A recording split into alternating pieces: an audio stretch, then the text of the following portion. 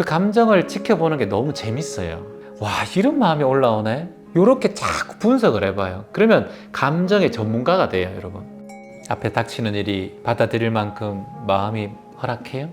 살고 싶은 울부짖이다라는 거를 이해하는데 당장 내가 힘드니까 또 나도 그냥 또 이렇게 밀치게 되고 막 이러면서 그냥 나를 많이 아끼고 사랑하는 법을 자꾸 힘내서 더 많이 키워보세요. 이제 내가 나를 아끼고 사랑하는 마음을 기본적으로 가지고 있으면은 어찌됐든 아픈 사람보다 지금 안 아픈 사람이 더 좋잖아요. 아픈 게 남편이니까.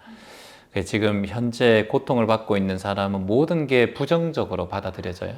내가 아무리 잘해도 말이 그렇게 해야 되는데 어로 나와요. 몸이 아프기 때문에. 그러면 그냥 소리가 그냥 이거예요. 그냥 아프다는 거예요. 그러니까 그 아픔 자체를 이제 남편은 부정으로 받아보기 때문에 세상 사는 게 모든 게 부정적으로 바라봐요. 근데 그 첫 타켓이 가장 가까이 있는 사람, 아내인 거예요. 그래서 따지고 보면은 마음이 아프고 힘든 상황이지만 그래도 저 사람보다는 내가 그래도 아픈 사람보다는 조금 더 이해하고 받아들여야지.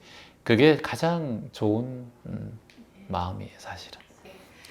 내 눈앞에 나타나는 인연은 모두 다 나의 인과라 받아들이셔야 돼. 내가 왜 이 사람을 만났고 이 아픈 사람에 내가 지금 병수발을 들고 있고 이런 얘기를 들어야 되나. 그렇게 생각하면 이제 삶의 회의감만 자꾸 커져요. 그리고 그걸 해결할 수 있는 방법은 없어요. 그러니까 이게 내가 뭔가의 원인이 있고 뭔가의 인연이 있어서 내가 지금 이 일을 하고 있구나. 여러분들께서 예를 들어서 신부가 되고 또는 수녀가 되고 뭐 승려가 되고 해서 들어갔다 봅시다. 여러분들 막연하게 아침에 새벽 3시에 일어나야 되잖아요. 힘들잖아요. 새벽 3시에 맨날 일어나는 것도.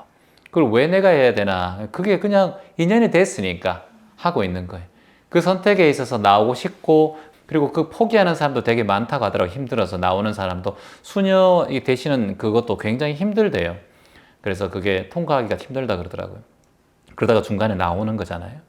그 삶이 내가 선택한 것이 나를 힘들게 할 수 있다. 지금 그 상황이에요. 네. 남편도 만난 인연도 내가 선택한 거잖아요.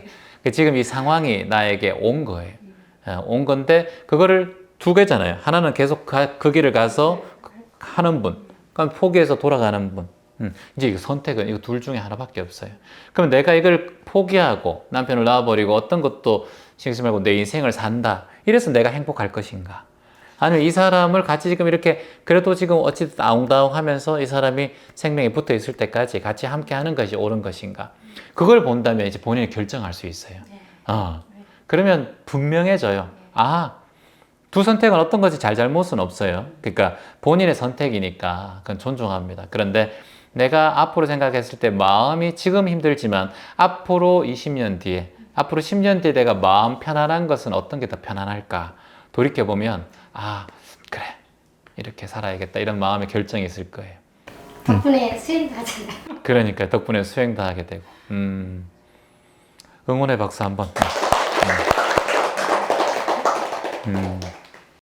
어차피 나라에서 필요해 하니까 있는 부서지 그냥 이거를 확대시켜가지고 발전시키려는 생각은 없어요. 그러니까 하려고 하면은 굉장히 할 일도 많고 보람이 있을 것 같은데 이게 이제 아무래도 그렇게까지 약간 공무원 일하고 비슷하네요. 공무원들도 자기 일을 우리가 뭐 예를 들어서 동사무소한테 전화해서 이번에 장학생들 좀 추천해 주세요 하면은 일이 들어온 거잖아요. 공문이 들어가면은. 근데 그걸 하기에는 자기 본일도 있는데 갑자기 일이 생긴 거니까 또 일을 하면서 그 공문을 무시할 수도 없고 또 실수할 수도 있으니까 조심스럽고. 근데 의미 있는 일을 하고 싶지만 또 일은 또 많아지고 일이 많아지면 위쪽에 또 결제는 또 받아야 되고 여러 가지 또 진행도 있고. 그게 이제 선생님 일뿐만 아니라 우리 인생사 자체가 이제 그런 일 속의 연속인 것 같아요. 지금은 이제 그 일에서 이제 자꾸 만족을 찾으려고 하는 거잖아요. 오늘 어제 안 그래도 학교 갔다 오면 선생님들은 선생님 직업에 만족하나요? 이렇게 이제 물어보면은 만족하는 사람이 거의 많지는 않아요. 저도 보람을 찾고자 하는 거는 제 마음에서 일어나는 거지. 그리고 남들이 이걸 통해서 보람을 느꼈다라고 생각할 때 저도 보람을 찾는 것 같아요. 내가 스스로 내 삶에 대해서 보람을 찾는 일은 내 스스로의 의욕, 그러니까 내가 오늘도 법문을 해서 한 사람의 마음을 평온하게 해줬다라는 생각은 예전에는 그렇게 들은 적이 있었어요. 그리고 댓글 보면은 정말 힘든데 베란다 앞에서 섰는데 세화님의 명상의 말씀 듣고 다시 살려고 합니다. 이런 거 보면서 감동을 받고 그랬는데 결국엔 그런 게 이제 그걸로 인해서 내가 한다고 하는 생각이 일어나면은 이미 나는 또 그 사람에게 집착하는 거더라고요. 필요 없더라고요, 그런 게. 나는 다만 할 뿐. 근데 내가 그런 글을 안 올라오고에 따라서 계속해서 마음이 왔다 갔다 하면은 그때부터는 이건 내 일이 돼버리더라고요. 나는 그냥 이건 숨 쉬듯이 하는 일일 뿐이지 여기에 뭔가를 보람을 찾고 자꾸 여기에 의미를 부여한다고 하는 것은 오히려 나에게 더 오랫동안 해나갈 수 있는 힘을 저해하더라고요. 그냥 예를 들어서 아픈 남편이 있으면은 내가 이걸 하면서 내가 이걸 뭐 양로원 길 가는 노숙인들도 돕는데 내가 이거 내 남편이 이거 못 돕겠어 이렇게 자꾸 의미를 부여하잖아요. 그럼 오래 더 못 가요. 그렇게 할 필요 없어요. 그냥 내 앞에 보이니까 나는 할 뿐이고 그리고 이 존재가 지금 내하고 인연이 됐으니까 할 뿐이고 선생님도 그 일이 지금 30년 동안 20년 동안 인연이 됐으니까 그냥 살아가면서 작은 그냥 내 하나의 일을 하는 거다. 자본적인 일을 하는 거고 벌이가 또 있어야 되고 또 이거 씀씀이도 있어야 되고 하니까 그게 따라오는 거지. 내가 뭐 공장을 돌리는데 직업을 하는데 자꾸 큰 의미를 찾고 그러면은 삶이 괴로워져요. 자꾸 여러 가지 생각이 많이 일어나요. 자식을 키우는데 자꾸 의미를 붙이면 자식 키우는 거 힘들어져요. 알아서 커라 이러겠지. 네가 커서 엄마한테 효도해야 된다 이런 얘기 생각하면은 자식이 그렇게 안 하면 자꾸 힘들어지니까 내가 이게 보람을 못 찾으면 자꾸 거기에 회의감이 느껴져요. 일에 대해서. 그래서 나에게 인연이 된 이 생에 인연이 된 일은 이 일이구나. 저도 지금 제가 인연이 됐기 때문에 이렇게 말하고 있는 거니까. 그거는 내 삶에서 누구나 다 살아가면서 마주치는 여러 가지 관계 속에서 맞닥뜨리는 것이기 때문에 거기에 너무 큰 의미를 부여하는 순간 이거는 괴로움으로 바뀌어요. 의미를 부여하지 마세요, 여러분. 오늘 내가 시간이 있어서 왔고 오늘 맛있는 거 사니까 먹으면 좋았고 내 마음이 같이 함께 하니까 재밌어서 좋고 웃고 난 돌아가서 또 내 할 일 하고 저녁에 밤 10시 되면 최원님 한 해 보고 웃고 자고 이렇게 하면은 훨씬 더 삶이 좀 단촐해지고 순조로워져요. 마음 공부를 하다가 이제 여러분들 마음 공부하면은 삶에 대한 의미를 자꾸 찾게 돼요. 맞아요. 똑같아요. 저도 똑같았어요. 근데 그게 찾을 때는 찾으면 감사하면 되고, 근데 일부러 찾으려고 애쓰지는 말자는 거죠. 하다 보면 또 보람 있는 일이 분명히 있어요, 선생님도. 하다 보면 또 의미 없는 일이 있기도 하고, 그 순간에 대해서 집착하지 말고, 보람 있는 일이 있다고, 이런 일이 다음에 또 일어나야 되겠다. 이렇게 생각하면 그때부터 또 일이 또 힘들어져요. 그래서 다만 할 뿐, 그게 대한 어떠한 집착도 툭 내려놓고, 내 일이구나, 라고 생각하고, 그거 안 하면은 또 심심해요. 맞아요. 그거 안 하면 심심해요. 집에 계속 놀아도 심심해요. 소일거리다 생각하고 너무 마음 내지 말고 그러면서 선생님은 그곳에 계시는 직원들이나 혹시 마주하는 사람들을 위해서 작은 마음에 기도하고 평온하세요. 이렇게 그냥 이게 이제 내 베푸는 수행자들이에요. 일에 대한 거 말고 그냥 한 사람에 대한 평온하십시오. 그래요. 이렇게 마음으로 그냥 기도해 주는 거. 일에 대한 것 말고 관여 없이. 기도를 할 때 뭔가 정자세를 하나요? 근데 양치하다가도 뭔가 생각이 날 때도 이렇게 하는데 그거를 빼고 이렇게 그러니까 기도를 할 때 자세를 잡아야 되는가, 어떤 모양을 취해야 되는가, 그냥 해도 되는가 이 말씀이잖아요. 저 같은 경우는 그렇게 해요. 저는 아침에 일어나고 저녁에 잠자기 전에는 꼭 베란다나 하늘을 보면서 기도를 해요. 그거는 하고 있고요. 그리고 평상시에는 그냥 사람을 바라보면서 항상 이분이 편안하시길, 이렇게 평온하시길 뒷모습 하면은 이렇게 기도를 해요, 마음에. 근데 마음을 다 잡고 하나님, 부처님에게 기도할 때는 또 그 신심이 더 올라와요. 이게 이제 평상시 기도와 직접 내 마음을 담아서 하는 기도, 이 두 가지를 나눠서 하루에 아침에 한번 오늘 제가 존재하게 해주셔서 감사합니다. 오늘도 움직일 수 있으면 감사합니다. 라고 우리 방송할 때마다 기도하잖아요. 그거 한번 아침에 일어나서는 우리가 안 하니까 아침 소리를 들을 수 있으면 감사합니다. 오늘 하루도 내 눈앞에 나타나는 모든 인연들에게 내가 선한 마음을 낼 수 있게 해주시옵소서. 한 발걸음 한 발걸음 희망의 발걸음을 딛게 해주시옵소서 이렇게 기도하고 내 눈앞에 힘든 존재가 나타나 내가 그 존재에게 마음을 낼 수 있게 해주시옵소서 이렇게 이제 또 기도하고 그 순간순간 그 기도의 메인 기도 속에 살아가면서 내가 그냥 마음을 내는 거예요. 근데 갑자기 막 이렇게 지나가는데 회사 동료가 막 아파하는데 하나님 이렇게 하면은 약간 좀 이렇게 생각할 수 있으니까 우리가 이제 그때는 마음으로 앞에서 하는 행동 중에서 생각이 또 그것도 기도예요. 그럼요. 나는 걸으면서도 그렇게 하고 저는 이제 운전하면서 저기 가다가 보면은 이제 차에 치여서 이렇게 죽어 있는 고양이도 있고 그럼 바로 기도하죠. 운전하면서 내가 거기 서가지고 고양이 이렇게 할 수는 없는 거 아니에요. 뒤에 차가 박을 수 있으니까 지나가면서 마음속으로 깊이 저 존재가 더 나은 존재로 다시 존재할 수 있게 해주시옵소서. 고통 없는 곳에서 평온하게 해주십시오 하면서 그냥 운전해서 가는 거예요. 잠시 호흡을 하죠. 하면서 후 이렇게 하고 네 감사합니다. 또 하시고 싶은 말씀 있으면 쭉 돌아가면서 하시죠. 빨리 부동 눌러. 구독을 해야 내일 올라오는 영상이 있는데 계속 들을 거야.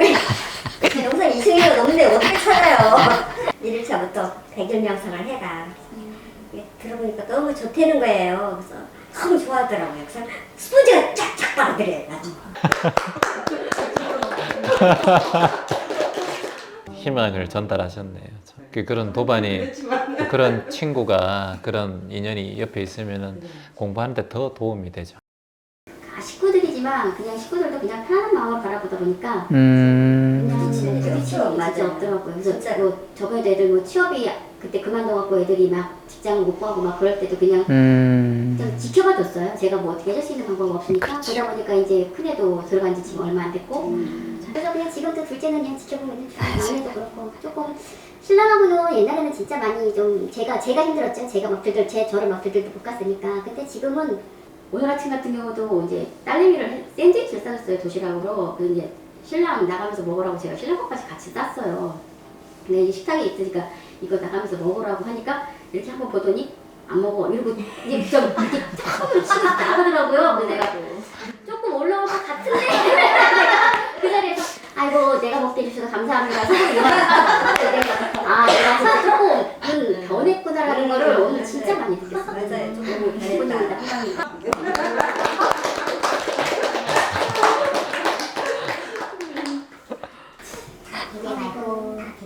저도 요즘에 되게 행복하게 잘 지내고 있는데요.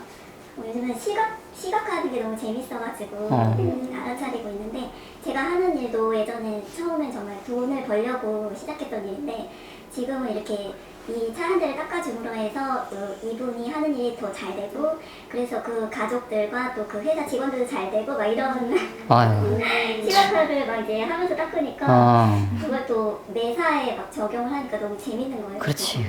세차업을 하시잖아요. 세차업을 하는데 차 한 대를 닦아도 이 차를 타고 다니는 사람이 안전하고 이 차를 타고 다니시는 사장님이 사업도 잘 되고 이 차에 있는 가족들이 다 평안하시길 그거는 엄청난 공덕이에요. 그러니까 일도 하면서 공덕을 짓는 일이잖아요. 그러니까 선업을 짓는 일이에요. 선업을 짓는 일. 내가 뭔가를 쓰레기 줍고 뭔가를 기부하는 일도 그것도 또 하나의 선업이지만은 이렇게 마음으로 이 타인에 대한 이 선업을 짓는 기도를 자꾸 하면은 이거는 뭐 한량 없는 그런 복들이 찾아와요. 감사합니다. 네. 너무 잘하고 계세요. 예. 시간이니까 5분 영상에 시각화했을 때 저희 공장 직원들 얼굴에 스마일을 이렇게 웃고 있는 거 그거 딱 하나랑 그리고 저는 막 사상이 이렇게 바뀌어 욕심이 옛날에 많았다면 지금은 어차피 죽고 살 일 아니고 내가 재벌될 거 아니잖아 사실. 그러면 그게 나는 이 삶에 만족하고 재별되면 더 골치 아파. 그러면은 딱 그 순간 지금 만족하면 그냥 이 꼬리가 올라가. 그거 하나. 그게 바뀌었어요. 그러니까 아침에 공장을 하시니까 항상 아침에 명상 한 후 시각화 명상을 또 하시는 거예요. 두 분 다 지금 회사 공장에 딱 가면은 직원들이 다 이 꼬리를 올리는 그게 항상 스마일 그거를 딱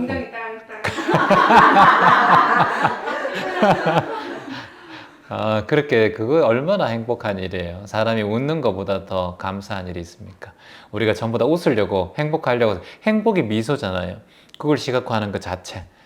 공장에 있는 그 모든 직원들이 그런 마음을 내면 사장이 그렇게 마음을 내면 만드는 이것도 분량도 좀 줄어들고 오래 가고 이러면 나중에 그게 다 또 돌아오는 거 아니에요. 이 공장에서 만든 제품들이 잘 사용하고 한 소비자의 어떤 삶에 조금의 도움이 된다면 그 또한 공덕이 아닙니까? 그래서 업체에 소문났대요. 부부가 되게 열심히 납품할 때 같이 가서 이렇게 박스 내리고 하는 걸 보면서 그래서 업체 사장님들이 거기 직원들 그 업체 직원들도 되게 열심히 사시는 부부라고. 박수 한번 주세요.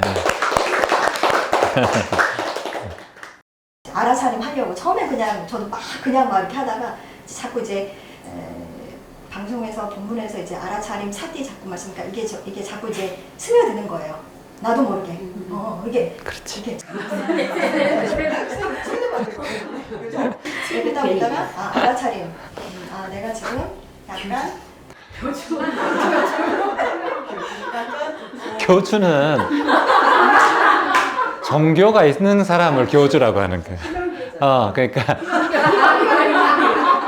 교주라는 것은 종교가 있고 그걸 교리를 만든 사람을 이제 교주라고 부르고 종교. 체면 걸리는 것 같은 그런 느낌이 들었는데요. 좋은 거예요. 그건 좋은 거죠. 왜냐하면은 희망 체면에 걸리면 좋죠. 고통에 걸리면 계속 고통스러우니까 사람이 방긋방긋 웃으면서 행복한 체면에 걸리면 얼마나 좋아요. 스스로를 자꾸 체면에 걸어야죠. 나 괜찮아. 나 지금 잘 살고 있어. 충분히 행복해. 근데 이제 비교하는 순간 자기 체면에서 벗어나는 게 딴 사람 바라보면 그때 이제 분별심이에요. 그게 어느 정도 필요해요, 사람에게는. 옛날에는 이제 감정과 어떤 게 올라오면 이제 구분이 안 됐다면 이제 좀 떨어져서 바라보게 되고 이게 올라오고 있구나. 이게 떨어져서 바라보면서 분리가 되고 얘는 어차피 흘러 지나간다가 이게 느껴지더라고요. 이게 감정 분리예요. 이게 감정이 분리돼야 돼. 느낌과 감정이 분리되어야 내 본래 참 내 마음이 드러나게 돼요. 희망 의식이라는 게. 근데 감정이 내에게 둘러싸여 있으면 절대 나의 희망은 드러나지가 않아요. 항상 비교하고 항상 남들과 비교하는 분별하는 마음이 생기니까. 그래서 감정을 툭 떨어뜨려 놓고 나야 내가 이렇게 투명히 빛나는 감정이 툭 떨어뜨려 놔야 돼. 아까 얘기하셨지만 냄새 나는 그걸 감정을 툭 떨어뜨려 놔야 돼. 뚝딱뚝딱 하는 걸 감정을 툭 떨어뜨려 놔야 된다고. 그러면 딱 올라오면 툭 하면서 툭 떨어뜨려요. 그냥 자신이 입으로 툭 하면서 툭 떨어. 화가 딱 올라오자 화 툭 하면서 툭 던져버려요. 미운 마음이 딱 올라오면 툭 이렇게 얘기하면서 툭 던져버리고 분리해버려요. 감정 분리. 그러면 점점 더 감정이 내 곁에 없어요. 슬프고 외롭고 우울한 감정 이것도 다 그냥 툭 떨어져요. 툭 떨어져요. 근데 저는 이 감정, 저도 그 감정이 있잖아요. 사람이니까. 감정을 느끼고 외로움을 느끼고 또는 뭐 이타심을 느끼고 이런 게 올라오면 그 감정을 지켜보는 게 너무 재밌어요. 와, 이런 마음이 올라오네. 제주도에서 커튼을 탁 열면 갈매기가 계속 왔다 갔다 하고 파도가 치고 쓸쓸하다 이렇게 마음. 그 마음을 곰곰이 지켜보면 너무 재밌어요. 그게 연구하는 거예요. 저는 항상 마음을 연구하는 사람이니까 그걸 곰곰이 내가 외로운 마음이 이렇게 해서 일어나는 애 이게 외로움인가? 다 글도 써보고 마음속으로 이게 언제까지 갈까? 이렇게 자꾸 분석을 해봐요. 그러면 감정의 전문가가 돼요, 여러분. 그러면 감정이 일어나는 날짜를 기다려요. 이거 나타나기만 나타나봐, 이렇게. 이렇게. 그러면 너무나 감정에서 자유로워져요. 근데 그거를 아직까지 일반인들은 잘 못해요. 왜냐하면 그만큼 지켜본 적이 없기 때문에. 외로우면 외로움을 정확하게 보는 거예요. 요 느낌 감정이, 저는 외로운 감정이 되게 좋거든요. 우울한 감정이 일어나면 우울한 감정은 뭐 없는데 있다 치면은 우울한 감정이 일어나면 우울한 감정이 굉장히 좋거든요, 저는. 그걸 지켜볼 때 굉장히 고요하고 평온해지거든요, 지켜볼 때. 근데 우리 외로움에 사무시잖아, 막. 그런 게 아니라 외로운 감정이 일어나고 우울한 감정이 일어나면은 뭔가 몸이 쭉 처지고 막 이렇게 힘들단 말이에요. 그러면 그 상황을 곰곰이 지켜보면 굉장히 고요한 나를 만나요. 오히려. 고요하고 평온한 나. 그래서 저는 오히려 그걸 즐기는 것 같아요. 외로움을 즐기고 그 감정을 만나고 싶고 자꾸 혼자 있을 때 그 감정을 보니까. 그러면 그 감정을 볼 때마다 굉장히 내 감정을 다양하게 카테고리를 탁탁탁탁 이렇게 맞춰줄 수 있죠. 그러면은 이 감정의 분리가 정확하게 되니까 이 감정에 빠지지 않죠. 항상 바라보고 지켜볼 수 있죠. 그래서 나에게 외로운 감정이 올라오든가 시기 질투의 감정이 올라올 때 곰곰이 한번 봐서 카테고리를 딱 만들어요. 시기하는 마음 분류 딱 해놔요. 그러면 나중에 시기하는 마음이 올라오잖아요. 그럼 자동적으로 그 분류 속으로 시기하는 마음이 딱 들어가요. 이거 딱 제거할 수 있어요. 금방 없어져요.